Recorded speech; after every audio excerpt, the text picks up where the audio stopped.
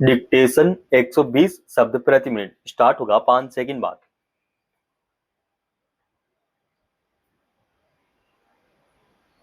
Start. देश में आम लोगों के लिए रेल सेवाएं यातायात का प्रमुख साधन है। रोजाना लाखों लोग रेलगाड़ियों में सफर करते हैं। सरकार यह दावा करते हुए नहीं थकती कि रेल यात्रा को सुलभ एवं सुरक्षित बनाना उसकी प्राथमिकता में है। फिर क्या वजह है कि रेल हादसों पर अंकुश नहीं लग पा रहा है? कभी दो रेलगाड़ियों के टकराने से दुर्घटना हो जाती है, तो कभी कोई ट्रेन पटरी से उतर जाती है। वहीं पैदल यात्रियों का ट्रेन की चपेट में आना तो अब रोजमर्रा की घटनाएं हो गई हैं। गौरतलब है कि छत्तीसगढ़ के बिलासपुर में मंगलवार को एक यात्री ट्रेन मालगाड़ी से टकरा गई, जिससे बड़ा हादसा हो गया। इसके अगले दिन बुधवार को उत्तर प्रदेश के मिर्जापुर में रेलगाड़ी से उतरकर पटरी पार कर रही महिलाएं दूसरी ट्रेन की चपेट में आ गई। इन दोनों हादसों में कई लोगों की जान चली गई। इससे रेल यात्रियों की सुरक्षा को लेकर एक बार फिर गंभीर सवाल खड़े हो गए हैं। आखिर अब तक हुई रेल दुर्घटनाओं से सबक लेकर व्यवस्था में व्याप्त खामियों को दुरुस्त करने की जरूरत क्यों महसूस नहीं की जाती है? गौर करने की बात है कि एक तरफ देश में बुलेट ट्रेन चलाने की तैयारी की जा रही है और दूसरी तरफ रेल दुर्घटनाओं का सिलसिला थमने का नाम नहीं ले रहा है। राष्ट्रीय अपराध रिकॉर्ड ब्यूरो की हाल की एक रपट के मुताबिक देश में वर्ष 2023 में रेलगाड़ियों के टकराने, पटरी से उतरने और पैदल यात्रियों के चपेट में आने से संबंधित 24,000 से अधिक हादसे हुए हैं, जिनमें 21,000 से ज्यादा लोगों की जान चली गई। वर्ष 2022 की तुलना में 2023 में रेल हादसों में 6.7% की वृद्धि हुई है। हालांकि सरकार की ओर से रेल सेवाओं को सुरक्षित बनाने के लिए आधुनिक तकनीक के इस्तेमाल सहित कई कदम उठाए गए हैं, लेकिन इन्हें व्यावहारिक रूप से ढालने और धरातल पर लागू करने में विभिन्न स्तरों पर बढ़ती जा रही लापरवाही भी रेल हादसों का एक बड़ा कारण है। बिलासपुर में रेल हादसे की प्रारंभिक जांच रपट में यह सामने आया है कि चालक दल यात्री ट्रेन को लाल बत्ती पर नियंत्रित नहीं कर पाया, जिससे वह आगे जाकर एक मालगाड़ी के पिछले हिस्से से टकरा गई। यह जांच रपट 5 विशेषज्ञों ने तैयार की है, लेकिन इस पर केवल 3 ने ही हस्ताक्षर किए हैं और इसको लेकर भी अब सवाल उठने लगे हैं।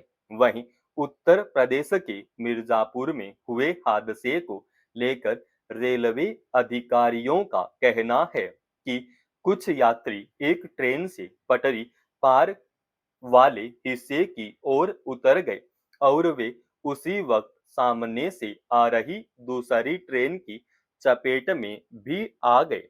यह दावा भी किया जा रहा है कि वहां ऊपरीगामी मार्ग बना हुआ है, लेकिन हादसे में जान गंवाने वाली महिला यात्रियों ने उसका इस्तेमाल नहीं किया। सवाल है कि ट्रेन से उतरने वाले यात्री इसी मार्ग का इस्तेमाल करें। यह सुनिश्चित करने की जिम्मेदारी किसकी है? देश भर में रेलवे फाटकों पर भी पुख्ता सुरक्षा व्यवस्था न होने की वजह से पटरी पार करते समय आए दिन लोगों की जान चली जाती है। सरकार और रेलवे प्रशासन को सुरक्षा से जुड़ी इन व्यवस्थाओं पर गंभीरता से ध्यान देना होगा तथा लापरवाही बरतने वाले अधिकारियों की जवाबदेही तय करनी होगी। तभी हादसों पर अंकुश लग पाएगा।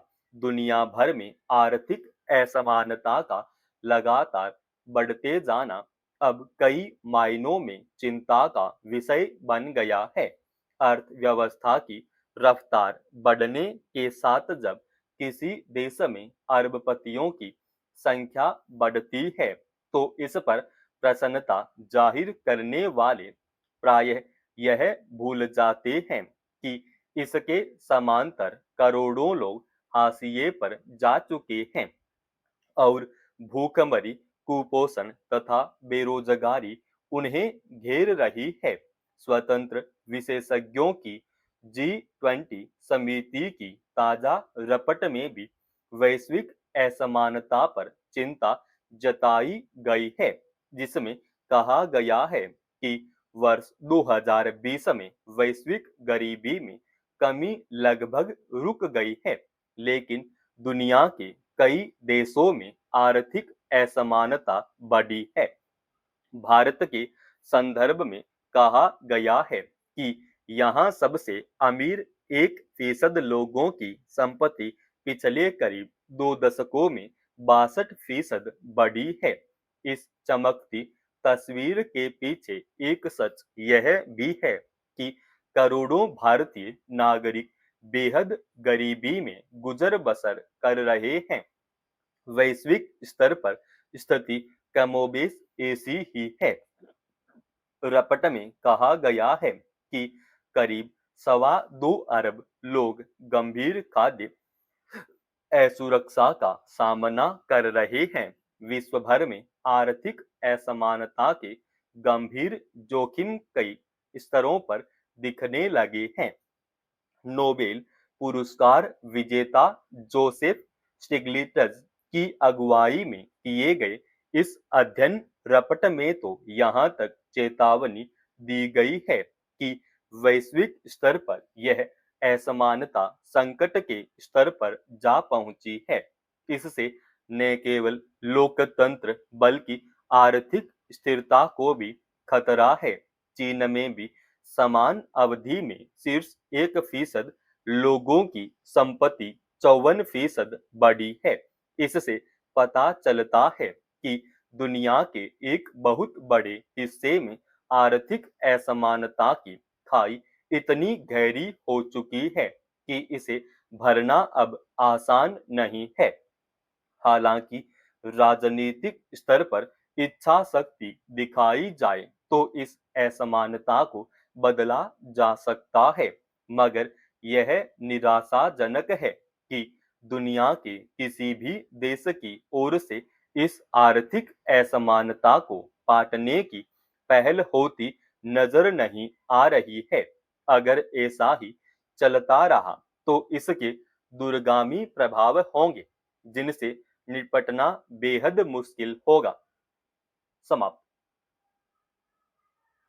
दोस्तों, रोजाना ऐसे एडवांस डिक्टेशन के लिए चैनल को आप अभी सब्सक्राइब कीजिएगा और आज के इस डिक्टेशन का पीडीएफ फाइल हमने हमारे Telegram channel study with HP पर डाल दिया है, जिसका लिंक इसी वीडियो के डिस्क्रिप्शन में डाल रखा है।